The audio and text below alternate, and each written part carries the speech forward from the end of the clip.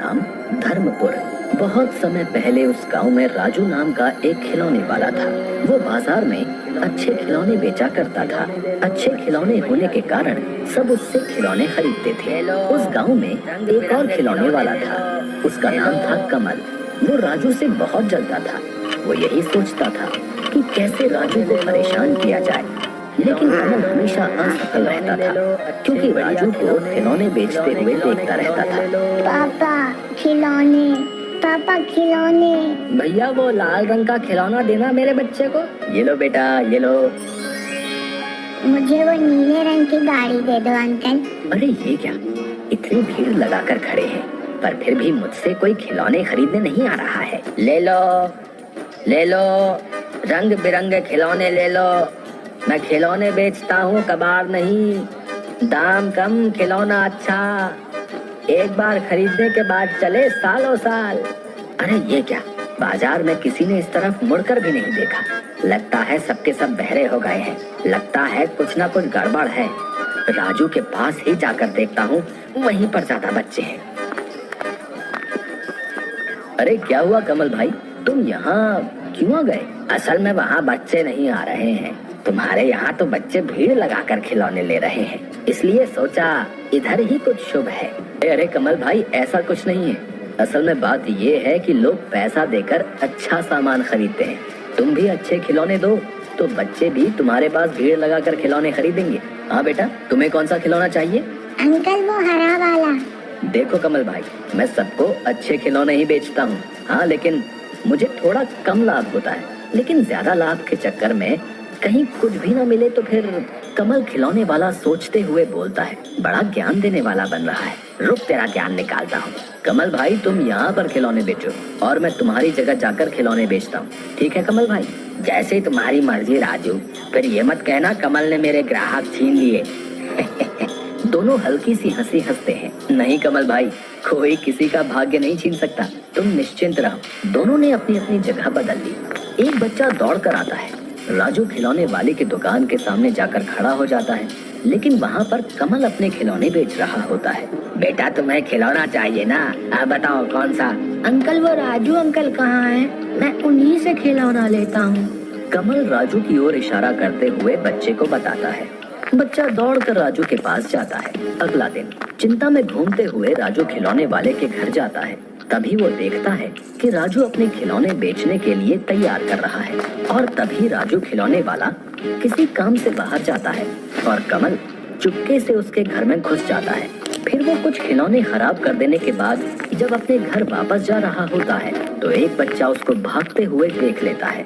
अरे ये तो कमल खिलौने वाला है, लेकिन ये भाग क्यों रहा है? उसी दिन बाजार में बच्चा। अंकल मुझे वो हाथी देना। अरे अंकल, इस हाथी का तो पैर टूटा हुआ है। अरे राजू, ये क्या टूटे हुए खिलौने दे रहे हो बच्चे को? मैं तुम्हारे पास से खिलौने नहीं लूंगा। राजू अंकल, आप मुझे टूटे हुए खिलौने दे रहे हो।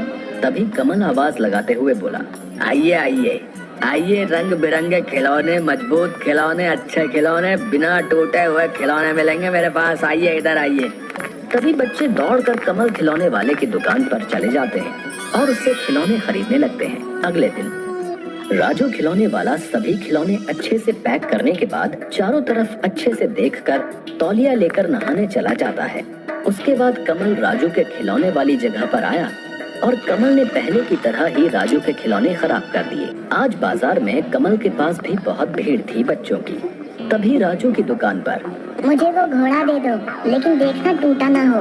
नहीं नहीं, कल पता नहीं कैसे टूट गए खिलौने, मुझे पता ही नहीं चला। राजू बच्चे को खिलौना उतार कर देता है, परंतु घोड़े की पूंछ टूटी होती है। अरे ये क्या, ये कैसे टूट गया? अंकल देखो, घोड़े की पूंछ टूटी हुई है। लेकिन टूटी कैसे? ये सही है, कल हाथी आज घोड़ा, रोज टूटे खिलौने दे रहे थे। क्यों अंकल, ऐसे खिलौने क्यों दे रहे हो आप हमें? राजू के सभी बच्चे जो उससे खिलौने खरीदते थे वो सभी कमल से खिलौने खरीदने लगे। सभी ने राजू को ठग और झूठा समझना शुरू कर दिया और इधर कमल तरक्की कर रहा था। ये सब देखकर राजू चौंक गया और राजू खिलौने वाला मन ही मन सोचने लगा, ये कमल का ही काम है, लेकिन साबित नहीं कर पाऊंगा। अगर मैं सच्चा हूँ तो एक दिन सबको सच जरूर पता चल जाएगा। कमल खिलौने वाला इसी मौके की तलाश में था। फिर वो मिट्टी के खिलौने बिना पकाए उन पर रंग करके बेचने लगा और लोगों को ठगने लगा और बच्चों को पागल बनाने लगा। अगले दिन हंसते हुए कमल खिलौने वाला अपने घर अरे सुनती हो, कहाँ हो? खिलौनों को अच्छे से रंग करो। मैं बाजार जा रहा हूँ किसी काम से। आज तो मैं बाजार में अकेले ही खिलौने बेचूंगा। अच्छा सुनो, आज अगर सारे खिलौने बिक गए ना तो कल हम और ज्यादा खिलौनों पर रंग करेंगे। ज्यादा गड़बड़ के चक्कर में पकड़ में मत आ जाइएगा। तुमने क्या मुझे कच्चा खिलाड़ी समझा है क्या? हम खिलौनों पर ऐसे रंग करेंगे कि ना किसी को पता चलेगा कि खिलौना कच्चा है क्या पक्का है। कोई समझ ही नहीं पाएगा और मुझे लाभ ही लाभ होगा। ये बोलने के बाद कमल जोर जोर से हंसने लग जाता है। अच्छा सुनो, फिर तो आप सुनार से कहकर मेरे लिए एक हार तो बनवा देंगे ना? बताइए ना। बनवा दूंगा, तुम थोड़ा सब्र रखो। है, समझ गई। कमल की पत्नी गीता ने खिलौनों पर अच्छे से रंग किया। उसके बाद कमल खिलौने लेकर बाजार की ओर जाने लगा। रास्ते में कमल को राजू मिला। अरे राजू, बाजार नहीं जाओगे? नहीं, मैं बाजार नहीं जाऊंगा। मैं उसी दिन बाजार जाऊंगा जिस दिन गांव वाले मुझे बुलाएंगे। राजू दूसरे गांव में गली गली घूमकर अपने खिलौने बेचने लगा। वो जोर जोर से आवाज लगाता। धूप से, गर्मी में उसे बहुत कष्ट होता था, पर इसके अलावा राजू के पास और कोई दूसरा रास्ता नहीं था। राजू खिलौने वाला दूसरे गांव में आवाज लगाते हुए, खिलौने ले लो, खिलौने ले लो, खिलौने ले लो, अच्छे बढ़िया खिलौने, खिलौने खिलौने खिलौने ले लो, खिलौने ले लो, अच्छे बढ़िया खिलौने। कमल रात को घर में लाभ के पैसों का हिसाब कर रहा था और कमल की पत्नी लालची नजरों से देख रही थी। कमल हंसते हंसते कहता है, अरे सुनो गीता, आज सारे खर्चे को छोड़कर लाभ हुआ है 700। कल और ज्यादा खिलौनों पर रंग करना पड़ेगा। आज खिलौने कम पड़ गए बाजार में, सभी बच्चों को नहीं दे पाया। अच्छा सुनो, अपने कालू सुनार से कह तो दिया है ना? कह दूंगा जी, कह दूंगा। महीने के आखिर में ही कहूंगा। काम थोड़ा जमने तो दो। अगले दिन बाजार में, मुझे वो गाय चाहिए काले रंग की। बच्चा खिलौना लेकर बोला, ये क्या अंकल, इसका तो रंग उतर रहा है। क्या? नहीं तो। ये देखो अंकल, रंग मेरे हाथ पर आ गया। हो सकता है, हो सकता है। कल हमने इस पर ज्यादा रंग कर दिया था, इसलिए हो सकता है। छुपकर एक बड़ा आदमी देख रहा होता है। वो बोलता है, रंग ज्यादा करने से तो ऐसा नहीं होता। ये क्या बात हुई? ये तो कुछ गड़बड़ लगती है, छानबीन करनी पड़ेगी। वही आदमी राजू को मिलता है रास्ते में। क्या राजू भैया, बाजार में नहीं बेचते अब खिलौने? नहीं भाई, पता नहीं क्या से क्या हुआ, कुछ भी समझ नहीं पाया। मैंने सब अच्छे तरीके से खिलौने तैयार किए, लेकिन जब बाजार में जाकर बच्चे को दिए तो कुछ खिलौने टूटे हुए निकले। फिर दूसरे दिन भी ऐसा ही हुआ। राजू भैया, मुझे जरा शक हो रहा है। बताऊं कि ना बताऊं? नहीं, अभी नहीं बताऊंगा। पहले सबूत जुटा लूं, उसके बाद बताऊंगा। सच्चाई की जीत होती है और बुरे लोगों की होती है हार। अगले दिन कमल के घर पर वो आदमी कमल की खिड़की के बाहर सब कुछ देख रहा होता है। यह लीजिए कच्चे खिलौने, और कितने अच्छे खिलौने चाहिए। अरे सुनो, आज बहुत सारे बच्चे होंगे, सबको खिलौने देने होंगे। रंग तो कम है, आज रंग में पानी मिलाते हैं। आदमी मन ही मन, अच्छा रुको बच्चों रुको, तुम्हें अभी मजा चखाता हूँ। आदमी चिल्लाने लगता है, अरे कोई है? अरे सबके सब कहाँ गए? अरे कोई है? अरे सब कहाँ हो? देखो कमल भाई क्या कर रहे हैं, देखो देखो। इतने दिनों से तुम लोगों ने कच्ची मिट्टी खरीदी है और पक्की मिट्टी का भाव दिया है।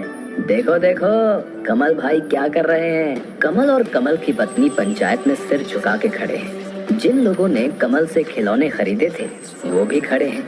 पंचायत में आदमी बोलता है, कमल भाई ने राजू भाई के खिलौने खराब किए, क्योंकि उस आदमी ने कमल को राजू के घर से भागते हुए देखा था।